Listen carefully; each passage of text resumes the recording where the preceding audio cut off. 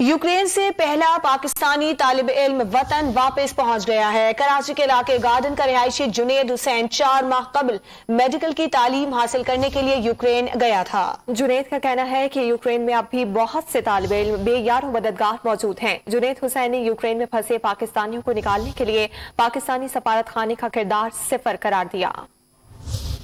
हम लोग को इतना महफूज जगह पे पहुंचा दिया कि हद से ज्यादा वहाँ पे इस तरह के हालात थे कि हम लोग ये नहीं जानते थे कि रात क्या होगा और सुबह रात कैसे निकल कर सुबह हो जाएगा, सुबह कैसे निकल कर रात हो जाएगा।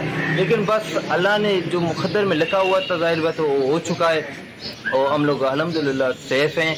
और बाकी एम्बेसी की तरफ से बिल्कुल 0/0 है। मैं बिल्कुल सेटिस्फाइड नहीं हूँ। वहाँ पे जितने भी स्टूडेंट हैं वो वहाँ पे फंसे हुए हैं। मेरा तो टिकट मेरा इलाके का एक सेनेटर है, सेनेटर खुदा बाबर साहब ने मेरा टिकट करवा के उसने मुझे यहाँ पे बुलवाया।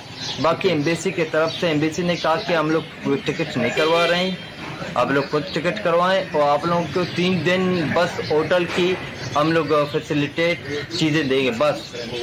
बाकी 3 दिन के बाद आप लोग आप जाने, आपका काम जाने।